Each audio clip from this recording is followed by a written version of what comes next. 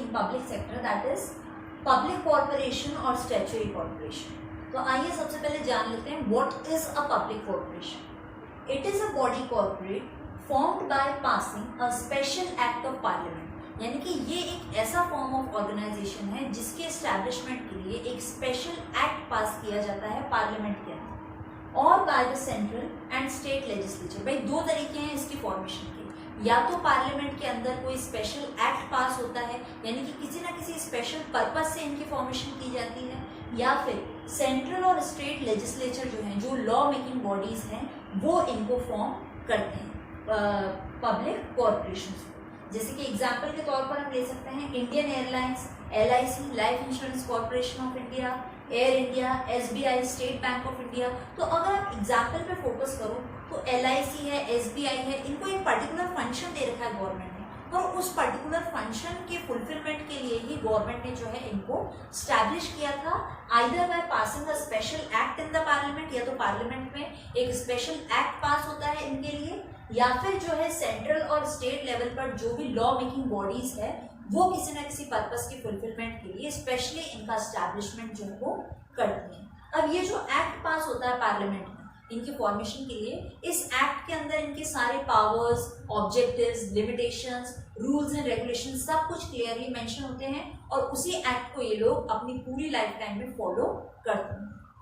बात करते हैं सबसे पहले इसकी फीचर्स की। पहला है formation by passing an act. अपन ने अभी डिस्कस किया कि पार्लियामेंट के अंदर एक स्पेशल एक्ट पास होता है, उसके बाद जो है इनका फॉर्मेशन होता है। They are controlled by government. Departmental undertaking की तरह इनके ऊपर भी पूरा कंट्रोल और सुपरविजन जो है वो गवर्नमेंट का ही रहता है, क्योंकि हमने पढ़ा या तो पार्लियामेंट में एक्ट पास होगा या फिर सेंट्रल और स्टेट लेवल पे जो लॉ मेकिंग बॉडीज हैं वो इनका फॉर्मेशन करती हैं, इसलिए गवर्नमेंट का कंट्रोल एंड मैनेजमेंट जो है वो इन पर भी लागू होता है। थर्ड पॉइंट है separate legal entity. Departmental undertaking में अपन ने पढ़ा था कि वो गवर्नमेंट का हिस्सा है तो कोई सेपरेट लीगल एंटिटी नहीं है, बट अगर हम बात करें पब्लिक कॉर्पोरेशन की तो ये गवर्नमेंट का हिस्सा नहीं है। गवर्नमेंट ने इनको अलग से एस्टैब्लिश किया है, फॉर्म किया है एज अ सेपरेट इंस्टीट्यूशन, यानी कि ये गवर्नमेंट से अलग है अंडर गवर्नमेंट कंट्रोल, बट इनका खुद का एक एग्जिस्टेंस है, खुद का एक वजूद है अपार्ट फ्रॉम गवर्नमेंट, इसलिए जो है इनकी एक सेपरेट लीगल एंटिटी बनती है, यानी कानूनी तौर पर इनका एक अस्तित्व है। फोर्थ हमारा पॉइंट है management by board of directors, यानी कि यहाँ पर कंट्रोल और मैनेजमेंट जो है पब्लिक कॉर्पोरेशन के अंदर वो कौन देखता है? बोर्ड ऑफ डायरेक्टर्स, जो कि टॉप लेवल मैनेजमेंट पर्सनल माने जाते हैं। और ये जो बोर्ड ऑफ डायरेक्टर्स है इनको गवर्नमेंट ही नॉमिनेट करती है और इसके अंदर कई सारे जो वेरियस ग्रुप्स हैं जैसे लेबर हुआ, कंज्यूमर हुआ, इनके भी रिप्रेजेंटेटिव्स होते हैं जिनको कि गवर्नमेंट ही नॉमिनेट करती है। नेक्स्ट है powers and objectives are defined in the act only. अब हमने पढ़ा कि स्पेशल एक्ट पार्लियामेंट का पास होता है, उसके बाद इनका फॉर्मेशन होता है, तो इनका जो कोड ऑफ कंडक्ट है कैसा रहेगा, powers, objectives, limitations, rules, regulation सब कुछ जो है एक्ट में क्लियरली मेंशन होता है। जैसे हमारे इंडिया की गवर्नमेंट कॉन्स्टिट्यूशन को फॉलो करती है, वैसे ये लोग क्या है अपने पर्टिकुलर एक्ट को फॉलो करते हैं। Next is own staff. जैसे अपन ने डिपार्टमेंटल अंडरटेकिंग में पढ़ा था कि उसके अंदर काम करने वाले जो लोग हैं वो गवर्नमेंट सर्वेंट माने जाते हैं और सिविल सर्वेंट के जो भी रूल्स होते हैं वो उन पर भी अप्लाई होते हैं। तो अगर अपन पब्लिक कॉर्पोरेशन की बात करें तो इनके जो टर्म्स एंड कंडीशंस होते हैं रिगार्डिंग सिलेक्शन, रिक्रूटमेंट या कॉम्पेंसेशन, तो वो सब जो है ये खुद फ्रेम करते हैं। ये गवर्नमेंट सर्वेंट्स के रूल्स और रेगुलेशंस को फॉलो नहीं करते हैं, अपने एम्प्लॉयज के जो भी टर्म्स एंड कंडीशंस होंगे, चाहे वो रिक्रूटमेंट के लिए हो, सिलेक्शन के लिए हो, कॉम्पेंसेशन के लिए हो, एक्स्ट्रा अलाउंसेस के लिए हो, सब कुछ जो है ये खुद फ्रेम करते हैं, ये अपने तरीके से अपने स्टाफ को हैंडल करते हैं। Next is administrative autonomy. Administrative autonomy का मतलब है कि वर्क करने का जो इनका तरीका है, जो इनको पूरी फ्रीडम होती है कि अपने एडमिनिस्ट्रेशन को, अपने इंटरनल ऑपरेशंस को ये अपने अकॉर्डिंग चला सकते हैं। गवर्नमेंट के अकॉर्डिंग इनको अपना सिस्टम चलाने की जरूरत नहीं है, बिकॉज ये एक्ट के हिसाब से चलते हैं, यानी कि इनके अंदर, इनके वर्क के अंदर किसी भी तरीके से मैक्सिमम पॉलिटिकल इंटरफेरेंस नहीं रहता है। जैसे डिपार्टमेंटल अंडरटेकिंग में हमने देखा था कि भाई गवर्नमेंट का बहुत ज्यादा इंटरफेरेंस रहता है, बट पब्लिक कॉर्पोरेशन जो है एक्ट के अकॉर्डिंग काम करते हैं, तो पॉलिटिकल इंटरफेरेंस इनमें हद से ज्यादा नहीं होता है। तो इसलिए हम कह सकते हैं कि एडमिनिस्ट्रेशन की ऑटोनॉमी है, यानी कि फ्रीडम है, ये अपने अकॉर्डिंग अपने इंटरनल ऑपरेशंस को रेगुलेट कर सकते हैं। Next is accountable to parliament. Accountable to parliament का मतलब है जब अपन उसके बारे में पढ़ रहे थे डिपार्टमेंटल अंडरटेकिंग, उसमें अपन ने पढ़ा था कि जो अकाउंटेबिलिटी यानी कि जो जवाबदेही है वो पब्लिक के प्रति बनती है। लेकिन यहाँ पर क्योंकि पार्लियामेंट में इनका फॉर्मेशन हुआ था एक्ट के पास होने के बाद, तो यहाँ पर भी जो आंसरेबिलिटी है यानी जो अकाउंटेबिलिटी है, जवाबदेही है, वो पार्लियामेंट के प्रति बनती है। पार्लियामेंट में आपको रीजन देना पड़ेगा, आंसर देना पड़ेगा अगर कोई भी कमी आपके वर्क में रह जाती है। Next is accounts audited bye CAG, यानी इनके जो अकाउंट्स होते हैं एंड ऑफ द ईयर, उनकी जो ऑडिटिंग का काम है वो सीएजी करते हैं, कंट्रोलर एंड ऑडिटर जनरल, यानी कि एक स्पेशल ऑफिशियल जो अपॉइंट किया जाता है पब्लिक कॉर्पोरेशंस की अकाउंट्स के ऑडिटिंग के लिए। नेक्स्ट है मेरिट्स के बारे में अगर हम बात करें, एडमिनिस्ट्रेटिव ऑटोनॉमी। भाई अभी अपन ने फीचर्स में भी बात किया कि एडमिनिस्ट्रेशन किस तरीके से चलेगा, किस तरीके से फ्रेम होगा, इसका पूरा फ्रीडम है इनके पास में, ये अपने तरीके से जो है इंटरनल ऑपरेशंस को रेगुलेट कर सकते हैं।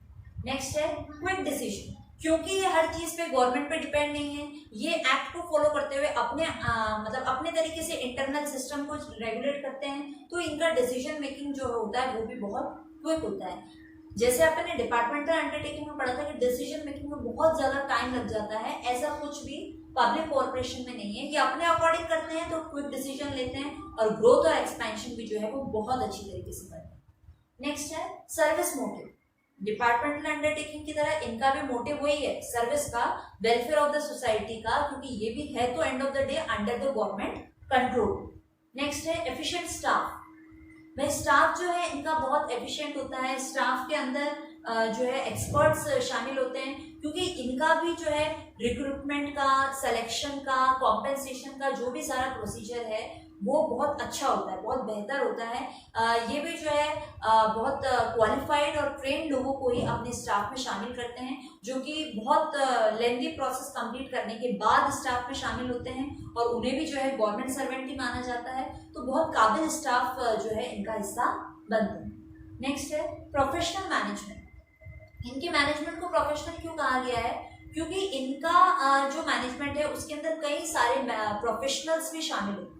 भाई इनके पास, पब्लिक कॉर्पोरेशन के पास ये ऑटोनॉमी है, ये फ्रीडम है कि भाई ये अपने अकॉर्डिंग अपने इंटरनल स्ट्रक्चर को चला सकते हैं, तो ये हर एरिया के एक्सपर्ट को हायर करते हैं ताकि उनकी जो स्किल्स हैं, जो मैनेजरियल एक्सपर्टाइज है, उसका पूरा बेनिफिट जो है वो इन्हें मिल सके, और इस एक्सपर्ट्स की स्किल्स की मदद से ये जो है एक्सपेंशन एंड ग्रोथ कर सके। अगर हम बात करें डीमेरिट्स की, भाई इनके डिसएडवांटेजेस क्या हैं, तो वो है ऑटोनॉमी ओनली ऑन पेपर, यानी कि कहा गया है कि हम जो इतनी देर से बात कर रहे हैं कि भाई इनको बहुत ज्यादा फ्रीडम होता है कि इंटरनली ये अपने हिसाब से काम कर सकते हैं, गवर्नमेंट को आंख बंद करके फॉलो करने की इन्हें जरूरत नहीं है, क्योंकि ये चल रहे हैं एक्ट के हिसाब से।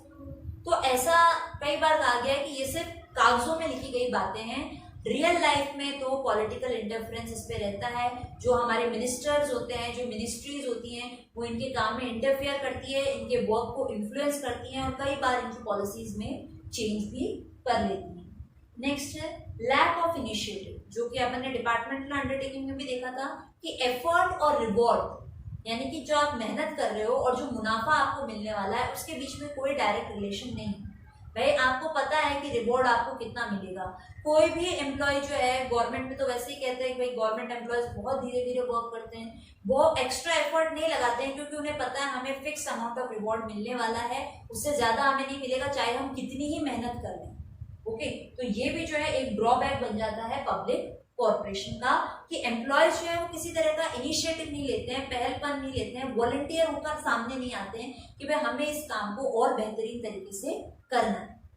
नेक्स्ट है रिजिड स्ट्रक्चर। अब इनके स्ट्रक्चर को रिजिड क्यों कहा गया है, क्योंकि इनको पहले ही बोला गया है कि आपके जितने भी रूल्स एंड रेगुलेशंस हैं, टर्म्स एंड कंडीशंस है, powers, objectives, limitations, everything is mentioned in the act, और आपको उसको फॉलो करना है। आप उसके अगेंस्ट जाके उसको वॉयलेट करके कोई भी काम नहीं कर सकते। अगर आपको कुछ अलग करना है, कुछ डिफरेंट करना है, तो सबसे पहले आपको एक्ट के अंदर अमेंडमेंट करने पड़ेंगे, यानी एक्ट के अंदर चेंजेस करने पड़ेंगे। और कानून को बदलना एक बहुत ही ज्यादा लेंदी, बहुत ही ज्यादा टाइम कंज्यूमिंग टास्क है, जिसमें बहुत ज्यादा समय लग जाता है। इसलिए कहा गया है कि जो स्ट्रक्चर है वो बहुत ज्यादा रिजिड है, उसमें हम चेंजेस नहीं कर सकते जब तक कि एक्ट के अंदर चेंजेस न हो जाए। अगला है अनफेयर प्रैक्टिसेस। भाई कई बार क्या होता है कि अंदर काम करने वाले जो एम्प्लॉयज है, चाहे वो किसी भी लेवल को बिलोंग करते हो, top level, middle level, lower level, अगर उनकी नीयत खराब हो गई है, अगर वो डिसऑनेस्टी से बेईमानी करने लगे हैं अपने काम में, खुद के प्रॉफिट को देखते हुए, खुद के मोटिव को देखते हुए, खुद के अनफेयर मोटिव्स को देखते हुए अगर वो लालच में पड़ गए हैं और किसी ना किसी तरीके से डिसऑनेस्टी कर रहे हैं ऑर्गेनाइजेशन के साथ, तो इसका जो है ऑर्गेनाइजेशन के ऊपर नेगेटिव इम्पैक्ट पड़ेगा। और अगेन ये एक बहुत बड़ा ड्रॉबैक हो जाता है पब्लिक कॉर्पोरेशंस का। तो हमने बात की आज कि भाई व्हाट इज पब्लिक कॉर्पोरेशन, उसके फीचर्स क्या क्या हो सकते हैं, merits and demerits. In the next video, we'll be discussing about government companies.